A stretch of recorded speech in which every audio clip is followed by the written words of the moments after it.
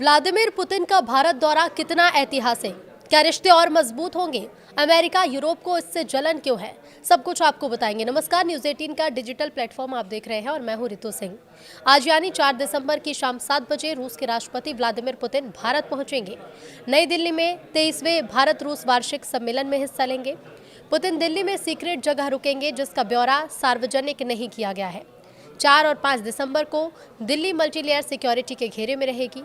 Putin और PM Modi की मुलाकात ऐतिहासिक है क्योंकि पूरी दुनिया की नजरें इस पर टिकी हुई हैं। सबसे ताज़ा उदाहरण जर्मनी, फ्रांस और ब्रिटेन है। पुतिन की भारत यात्रा का लेकिन एजेंडा क्या है? तो रूस यूक्रेन युद्ध के बाद व्लादिमीर पुतिन पहली बार भारत आ रहे हैं। ये दौरा दोनों देशों के बीच विशेष और विशेषाधिकार की रणनीति को मजबूत करने का एक बड़ा मौका है, जहां राजनीतिक, आर्थिक, रक्षा, ऊर्जा, विज्ञान, तकनीक, संस्कृति और मानवीय क्षेत्रों की समीक्षा होगी। क्रेमलिन ने इसे द्विपक्षीय संबंधों के पूरे स्पेक्ट्रम की समीक्षा का महत्वपूर्ण मंच बताया है, जो दोनों देशों के नेताओं को भविष्य की दिशा तय करने का मौका देगा। पुतिन का ये दौरा नई दिल्ली से शुरू होगा। शाम 7 बजे उनकी यात्रा की शुरुआत पीएम मोदी के निवास पर प्राइवेट डिनर के साथ होगी। ये एक अनौपचारिक बैठक दोनों नेताओं को महत्वपूर्ण मुद्दों पर खुलकर बात करने का मौका देगी, जहां वो व्यक्तिगत स्तर पर रिश्तों को मजबूत करेंगे।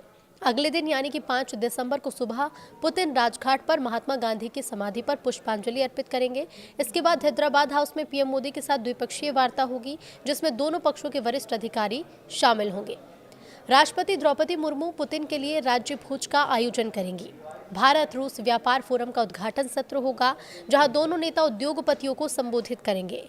पुतिन के साथ रूस के 7 मंत्री आ रहे हैं, जिसमें रक्षा मंत्री आंद्रेई बेलोसोव, वित्त मंत्री एंटोन सिलुआनोव, कृषि मंत्री ओक्साना लुट, आर्थिक विकास मंत्री माक्सिम रेशेतनिकोव और स्वास्थ्य मंत्री मिखाइल मुराशको शामिल होंगे। साथ ही सेबर बैंक, रोसोबोरोन एक्सपोर्ट, रोसेनेफ्ट और गैसप्रोमनेफ्ट जैसी प्रमुख कंपनी के सीईओ भी डेलीगेशन का हिस्सा हैं, जो व्यापारिक समझौतों को गति देगी। एक सवाल ये भी है कि पुतिन के भारत आने पर सिक्योरिटी आखिर कैसी होने वाली है? तो जवाब ये है कि पुतिन जब भारत पहुंचेंगे तो उनके कॉन्वॉय फिक्स होगा। भारत में वो पीएम मोदी और राष्ट्रपति द्रौपदी मुर्मू से कब मिलेंगे, कैसे मिलेंगे, दरवाज़ा कौन खोलेगा, कौन फूल देकर स्वागत करेगा और किसने कौन से कलर के कपड़े पहनेंगे, ये सब कुछ पहले से तय है। अगर किसी शख्स ने दूसरे रंग के कपड़े पहने तो सिक्योरिटी अलर्ट होगी और पुतिन को सुरक्षित किया जाएगा। पुतिन के साथ एफएसओ की स्पेट्सनाज यूनिट यानी कि अल्फा ग्रुप और विम्पिल जैसी स्पेशल फोर्स यूनिट तैयार रहेगी। ये यूनिट्स रूसी सैन्य खुफिया एजेंसी GRU के साथ लगातार संपर्क में रहती हैं और कोई खतरा होने पर ये यूनिट्स पुतिन को किसी सुरक्षित जगह या उनके विमान IL-96 जेटलाइनर विमान तक एस्कॉर्ट कर ले जाती हैं। IL-96 जेटलाइनर विमान एक उड़ता हुआ कमांड सेंटर है, जिसमें रडार से लेकर सभी जरूरी सिक्योरिटी फीचर्स मौजूद होते हैं। पुतिन के क्रेमलिन से बाहर रहने के दौरान रूसी खुफिया एजेंसी साइबर टीम एक्टिव रहती है। पुतिन के भारत आने से आखिर क्या फायदा होगा?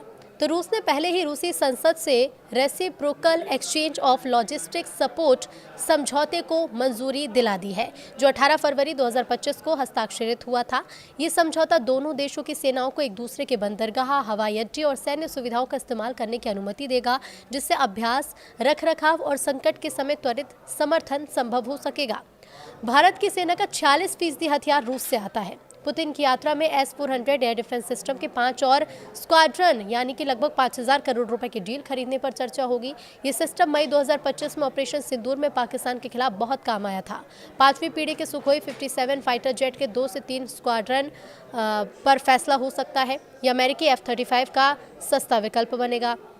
पुराने T-72 टैंकों के लिए 1000 हॉर्स पावर इंजन की डील टेक्नोलॉजी ट्रांसफर के साथ हो सकती है, जो मार्च 2025 में साइन हुई थी। इसके अलावा इसके जरिए भारत में ही प्रोडक्शन बढ़ेगा। इससे नौकरियां और मेक इन इंडिया को भी बूस्ट मिलेगा।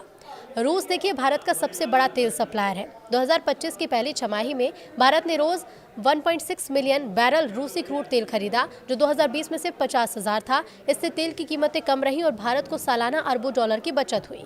पुतिन की यात्रा में आर्कटिक शेल्फ और फार ईस्ट में ज्वाइंट प्रोजेक्ट जैसी नई एनर्जी डील्स होंगी। छोटे मॉड्यूलर न्यूक्लियर रिएक्टर महाराष्ट्र में बनाने का MOU आगे बढ़ेगा।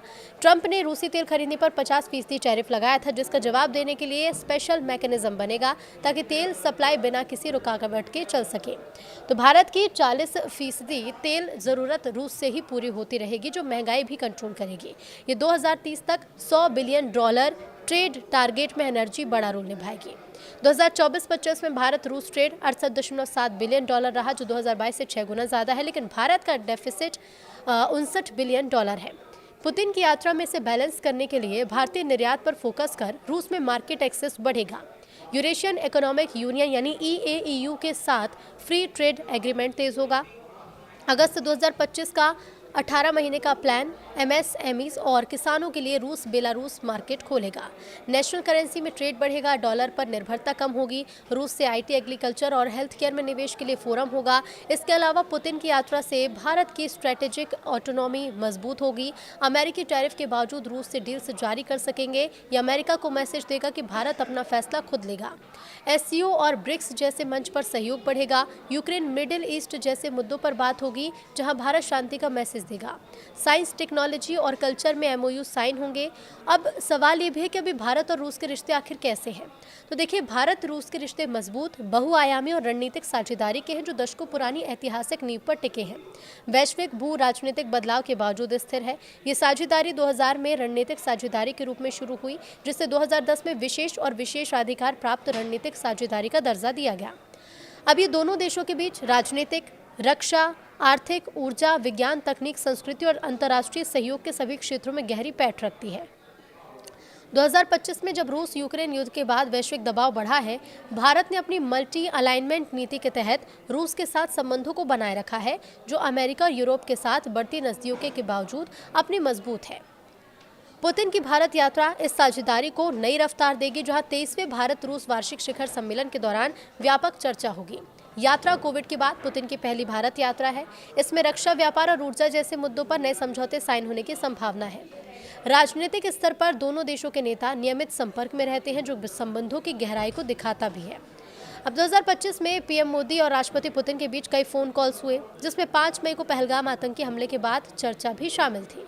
1 सितंबर 2025 को चीन के तियानजिन में शंघाई सहयोग संगठन शिखर सम्मेलन के दौरान दोनों की मुलाकात हुई, जहां उन्होंने द्विपक्षीय संबंधों को मजबूत करने पर जोर दिया।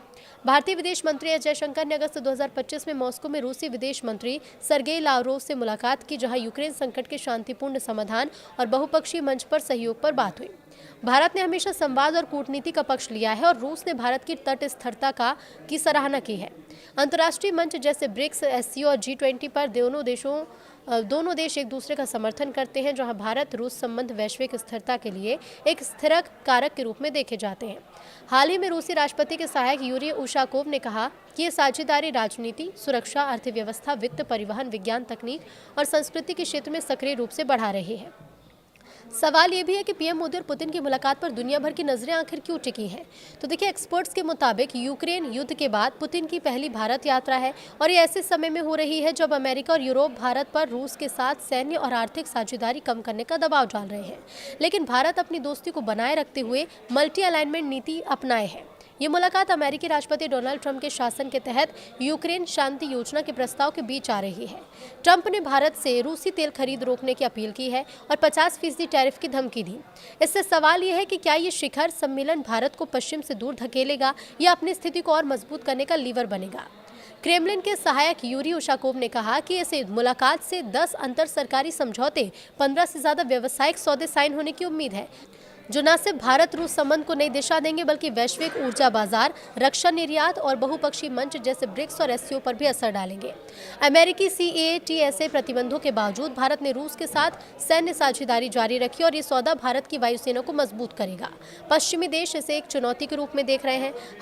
हाल ही में रिलॉस समझौता भी हुआ है, जो आर्कटिक और इंडो पैसिफिक क्षेत्र में सहयोग बढ़ाएगा। अब एक्सपर्ट्स ये मानते हैं कि रक्षा सौदे न सिर्फ भारत की सुरक्षा को मजबूत करेंगे बल्कि रूस के लिए वैकल्पिक बाजार भी बनेंगे।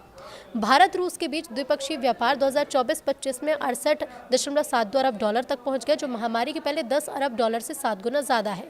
लेकिन ये मुख्य रूप से रूसी कच्चे तेल आयात पर निर्भर है, जो भारत के कुल आयात का 30 से 35% है। दोनों देश 2030 तक $100 अरब के लक्ष्य को हासिल करने के लिए रुपया रूबल पेमेंट मोड को मजबूत करेंगे। तो अमेरिका ने हाल ही में रूसी तेल खरीद पर जांच तेज की है और कुछ भारतीय रिफाइनरियां अस्थायी रूप से आयात भी कर रही हैं। अब इस मुलाकात से ब्रिटेन, फ्रांस और जर्मनी को मिर्ची क्यों? तो देखिए, एक्सपर्ट्स के मुताबिक पुतिन मोदी के इस मीटिंग से ब्रिटेन, फ्रांस और जर्मनी को मिर्ची लग रही है, क्योंकि ये लोग रूस के खिलाफ पूरी ताकत लगा रहे हैं और भारत का रूस से गले मिलना उनके पूरे प्लान को खराब कर सकता है। 1 दिसंबर को एक रिपोर्ट आई जिसमें तीनों देशों के राजदूतों ने मिलकर एक आर्टिकल लिखा, जिसमें उन्होंने पुतिन को खरी खोटी भी सुनाई। लिखा कि रूस ने यूक्रेन पर हमला कर मानवता का गला काटा है, जंग को लंबा खींच रहा है और पुतिन ही वो इंसान है जो चाहे तो कल ही युद्ध को रोक सकते हैं, लेकिन नहीं रोक रहे। उन्होंने कहा कि रूस यूरोप के हवाई क्षेत्र में घुसपैठ कर रहा है।